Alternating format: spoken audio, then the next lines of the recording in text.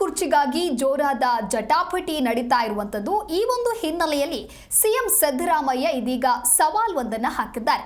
ಹಾಗಾದ್ರೆ ಏನಿದು ಅಂತ ನೋಡ್ತಾ ಹೋಗೋದಾದ್ರೆ 2.5 ವರ್ಷದ ಸೂತ್ರ ಏನಿತ್ತು ಅದಕ್ಕೆ ಇದೀಗ ಸಿಎಂ ಸಿದ್ದರಾಮಯ್ಯ ಷರತ್ತು ಹಾಕಿದ್ದಾರೆ.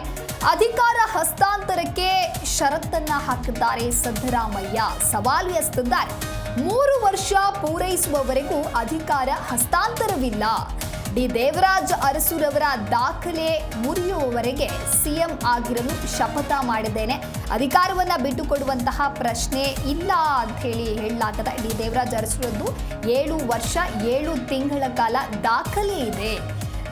ಆ ಒಂದು 7 ವರ್ಷ 7 ತಿಂಗಳ ದಾಖಲೆ ಏನಿದೆ ಅದನ್ನ ಮುರಿಯುವವರೆಗೂ ಸಿಎಂ ಆಗಿರಲು ಸಿದ್ದು ಶಪಥವನ್ನು ಮಾಡಿದ್ದಾರೆ. ಈ ಅವಧಿ ಮುಗಿಯೋದಕ್ಕೆ ಇನ್ನು 7 ತಿಂಗಳ ಕಾಲಾವಕಾಶ ಕೂಡ ಇದೆ.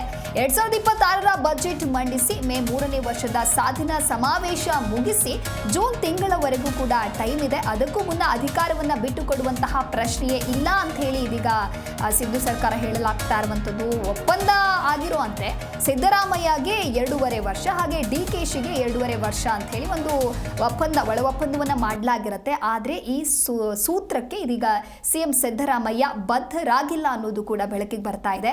ಇದನ್ನ ಮೀರಿ ಅಧಿಕಾರ ಪಡೆಯುವಂತ ಪ್ರಯತ್ನವನ್ನ ನಡೆಸಿದ್ರೆ ಪರಿಣಾಮವನ್ನ ಎದುರಿಸಬೇಕಾಗತ್ತೆ ಅಂತ ಹೇಳಿ ಸಿಎಂ ಸಿದ್ದರಾಮಯ್ಯ ಹೇಳಿರುವಂತದ್ದು. ಹಾಗಾಗಿ ಸಿದ್ದರಾಮಯ್ಯ ಗುಟುರಿಗೆ ಏನೂ ಮಾಡಲಾಗದೆ ಹೈಕಮಾಂಡೇ ಇದೀಗ ಸುಮ್ಮನಾಗಿದೆ. ಇನ್ನು ಕೆಸಿ ವೇಣುಗೋಪಾಲ್ ಸುರ್ಜೇವಾಲಾ ಭೇಟಿ ವೇಳೆ ಸಿದ್ಧತೆ ನಡೆಸಿಕೊಳ್ಳುವಂತೆ ಹೈ ನಾಯಕರು ಸೂಚಿಸಿದ್ರು. ಸಚಿವ ಸಂಪುಟ ವಿಸ್ತರಣೆ ಪುನರ್ ರಚನೆಗೆ ಕೈ ಹಾಕದಿರಲು ಸಿಎಂ ಸಿದ್ದರಾಮಯ್ಯ ನಿರ್ಧಾರವನ್ನ ತೆಗೆದುಕೊಂಡಿದ್ದಾರೆ. ಇನ್ನು ಗಮನಿಸ್ತಾ ಹೋಗೋದಾದ್ರೆ ಒಂದು ಒಳ ಒಪ್ಪಂದವನ್ನು ಮಾಡ್ಕೊಂಡಿರ್ತಾರೆ. ಅಂದರೆ ಸಿಎಂ ಕುರ್ಚಿಗಾಗಿ ಈಗಾಗಲೇ ಸಾಕಷ್ಟು ಜಟಾಪಟಿಗಳು ಕೂಡ ನಡೆದಿದೆ. ಸಾಕಷ್ಟು ಹೇಳಿಕೆಗಳು ಕೂಡ ಕೇಳಿ ಬಂದಿತ್ತು. ಪರ ವಿರೋಧದ ಚರ್ಚೆಗಳು ಕೂಡ ಆಗಿತ್ತು. ಈ ನಡುವೆ 2.5 ವರ್ಷದ ಸೂತ್ರ ಏನಿತ್ತು ಅದಕ್ಕೆ ಸಿಎಂ ಸಿದ್ದರಾಮಯ್ಯ ಇದೀಗ ಷರತ್ತನ್ನು ಹಾಕಿದ್ದಾರೆ. ಈ ಕುರಿತಂತೆ ಮತ್ತಷ್ಟು ಮಾಹಿತಿಯನ್ನ ನೀಡಲಿದ್ದಾರೆ ನಮ್ಮ ಪ್ರತಿನಿಧಿ ರಾಚಪ್ಪ ಸುತ್ತೂರು ದೂರವಾಣಿ ಸಂಪರ್ಕದಲ್ಲಿ. ರಾಚಪ್ಪ, ಈಗಾಗಲೇ ಸಿಎಂ ಕುರ್ಚಿಗಾಗಿ ಸಾಕಷ್ಟು ಪೈಪೋಟಿ ಒಳ ಜಗಳ ಕೂಡ ನಡೀತಾ ಇತ್ತು. ಈ ಬೆನ್ನಲ್ಲೇ 2 ವರ್ಷದ ಸೂತ್ರ ಏನಿತ್ತು ಅದಕ್ಕೆ ಸಿದ್ದರಾಮಯ್ಯ ಇದೀಗ ಷರತ್ತನ್ನ ಕೂಡ ಹಾಕಿದ್ದಾರೆ. ಈ ಕುರಿತಂತೆ ಡೀಟೇಲ್ಸ್ ಕೊಡ್ತಾ ಹೋಗೋದಾದ್ರೆ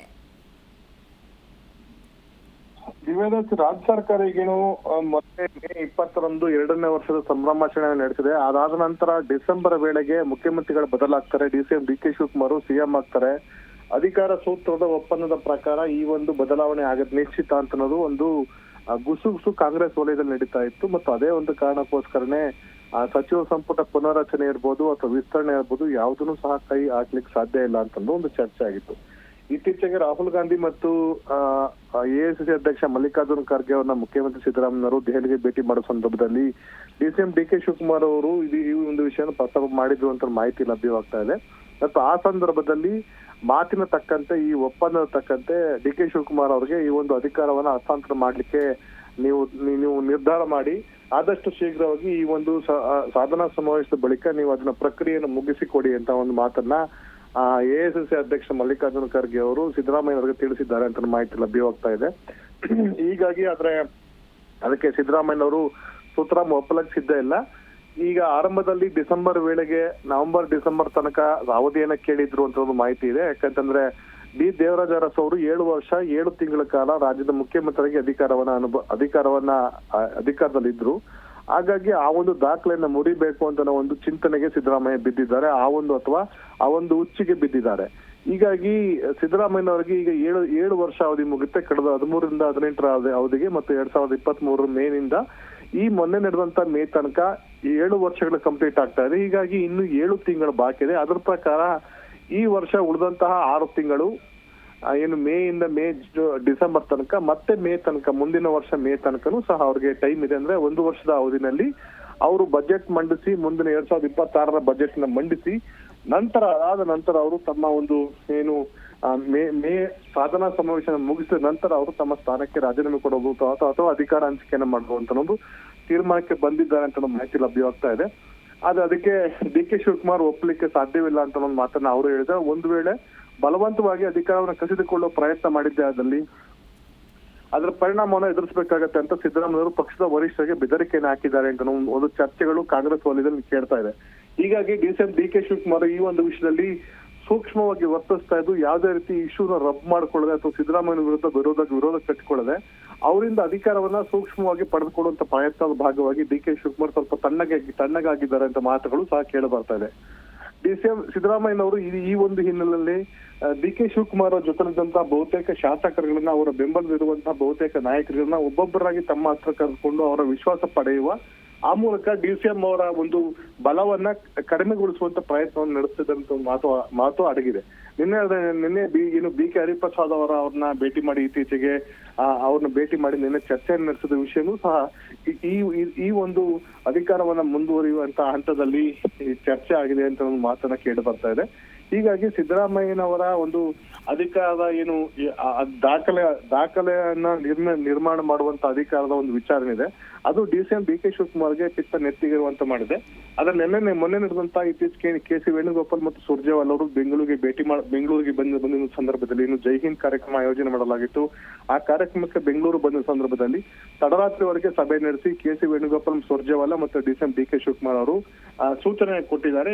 ಡಿಸಿಎಂ ಡಿ.ಕೆ. ಶಿವಕುಮಾರ್ಗೆ ನೀವು ಸರ್ಕಾರ ರಚನೆ ಮಾಡ್ಲಿಕ್ಕೆ ಅಥವಾ ಏನು ವ್ಯವಸ್ಥೆಯನ್ನು ರೂಪಿಸ್ಕೋಬೇಕು ನೀವು ಮಾಡ್ಕೊಳ್ಳಿ, ಆದಷ್ಟು ವೇದಿಕೆಯನ್ನು ಸಿದ್ಧಪಡಿಸ್ಕೊಳ್ಳಿ, ಅದಾದ ನಂತರ ಡಿಸೆಂಬರ್ ವೇಳೆಗೆ ಅಧಿಕಾರ ಹಂಚಿಕೆ ಮಾಡೋಕೆ ಒಂದು ಪ್ರಯತ್ನ ನಡೀಬಹುದು ಅಂತ ಒಂದು ಮಾತನ್ನು ಸಹ ಸೂಚನೆಯನ್ನು ಕೊಟ್ಟಿದ್ದಾರೆ ಮಾಹಿತಿ ಇದೆ.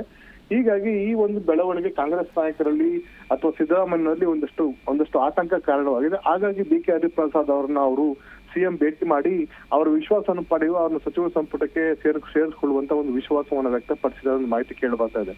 ಹೀಗಾಗಿ ಈಗ ರಾಜ್ಯದಲ್ಲಿ ಬಿಜೆಪಿ ನಾಯಕರು ಇದೇ ವಿಷಯನ ಹೇಳ್ತಾ ಇದ್ದಾರೆ. ಈಗ ರಾಜ್ಯದಲ್ಲಿ ಡಿಸೆಂಬರ್ ವೇಳೆಗೆ ಸರ್ಕಾರ ಪತನ ಆಗ್ಬೋದು, ಸಿದ್ದರಾಮಯ್ಯ ಮತ್ತು ಡಿ.ಕೆ. ಶಿವಕುಮಾರ್ ನಡುವಿನ ಸಂಘರ್ಷದಾಗಿ ಅಂತ ಮಾತ್ರ ಹೇಳ್ತಾ ಇದ್ದಾರೆ. ಈ ಒಂದು ಹಿನ್ನೆಲೆಯಲ್ಲಿ ಇಬ್ಬರು ಮಾತನ್ನ ಆಡ್ತಾ ಇರ್ಬೋದು ಅಂತ ಮಾತುಗಳು ಕೇಳಿ ಬರ್ತಾ ಇದೆ. ಅದಕ್ಕೆ ಪೂರಕವಾಗಿ ಕಾಂಗ್ರೆಸ್ನಲ್ಲೂ ಸಹ ಬೆಳವಣಿಗೆ ನಡೀತಾ ಇದ್ದು, ಸಿದ್ದರಾಮಯ್ಯನವರ ಈ 7 ವರ್ಷಗಳ 7 ತಿಂಗಳ ದಾಖಲೆಯ ಪರಿಣಾಮವಾಗಿ ಕಾಂಗ್ರೆಸ್ ನಾಯಕರಲ್ಲಿ ಸಂಘರ್ಷಕ್ಕೆ ಕಾರಣವಾಗಿದೆ. ಸಿದ್ದರಾಮಯ್ಯನವರ ನಂತರ ಏನು ಅಧಿಕಾರವನ್ನ ಪರಮೇಶ್ವರ್ ಅಥವಾ ಸತೀಶ್ ಜಾರಕಿಹೊಳಿ ಪಡ್ಕೊಳ್ಬೇಕು ಅಂತ ಒಂದಷ್ಟು ಪ್ರಯತ್ನಗಳು ಕಳೆದ ವರ್ಷ ನಡೆದು ಅದಾದ ನಂತರ ಎಲ್ಲರೂ ಸಹ ಸುಮ್ಮನಾಗಿದ್ರು. ಪಕ್ಷದ ವರಿಷ್ಠರು ಮಧ್ಯ ಪ್ರವೇಶದ ನಂತರ ಅದ್ರಿಗೆ ಮತ್ತೆ ಆ ಒಂದು ಸಂಘರ್ಷ ಅಥವಾ ಮತ್ತೆ ಆ ಒಂದು ಪ್ರಯತ್ನ ಏನು ಉಪಹಾರ ಕೂಟಗಳು, ಭೋಜನ ಕೂಟಗಳು ನಡೆಯುವ ಮೂಲಕ ಮತ್ತೆ ಸಿದ್ದರಾಮಯ್ಯ ತಮ್ಮ ಬಣವನ್ನ ವಿಶ್ವಾಸ ತೆಗೆದುಕೊಳ್ಳೋ ಪ್ರಯತ್ನ ಆಗ್ಬೋದು. ಮತ್ತೆ ಡಿಸಿಎಂ ಡಿ.ಕೆ. ಶಿವಕುಮಾರ್ ಅವರು ಸಹ ಶಾಸಕರನ್ನ ಒಟ್ಟುಗೂಡಿಸುವಂತ ಪ್ರಯತ್ನ ಆಗ್ಬೋದು ಅಂತ ಮಾತುಗಳು ಕೇಳಿ ಬರ್ತದೆ. ಹೀಗಾಗಿ ಮುಂದಿನ ದಿನಗಳಲ್ಲಿ ಈ ಒಂದು ಡಿಸೆಂಬರ್ ಅಥವಾ ಡಿಸೆಂಬರ್ ನಂತರ ವೇಳೆಗೆ ಬಹುತೇಕ ರಾಜ್ಯದ ರಾಜಕಾರಣ ಚಿತ್ರಣಗಳು ಸಾಕಷ್ಟು ಬದಲಾವಣೆ ಆಗುವಂತ ಒಂದು ಸಾಧ್ಯತೆ ನಿಚ್ಚಳವಾಗಿದೆ. ಮತ್ತು ಡಿಸಿಎಂ ಡಿ.ಕೆ. ಶಿವಕುಮಾರ್ ಅವರು ಸಹ ಇನ್ನಷ್ಟು ಅಗ್ರೆಸಿವ್ ಆಗಿ ಅವರು ಅಧಿಕಾರ ಪಡೆಯುವ ನಿಟ್ಟಿನಲ್ಲಿ ಕ್ರಮವನ್ನು ಕೈಗೊಳ್ಳುವಂತ ಸಾಧ್ಯತೆನೂ ಇದೆ. ಇದು ರಾಜ್ಯದ ರಾಜಕೀಯ ಮೇಲೆ ದೊಡ್ಡ ಮಟ್ಟದ ಪರಿಣಾಮ ಬೀರುವಂತ ಸಾಧ್ಯತೆ ಇದೆ. ದಿವ್ಯದಾಸ್. ಓಕೆ, ಥ್ಯಾಂಕ್ ಯು ರಾಜಪ್ಪ ನಿಮ್ಮೆಲ್ಲ ಮಾಹಿತಿಗಾಗಿ.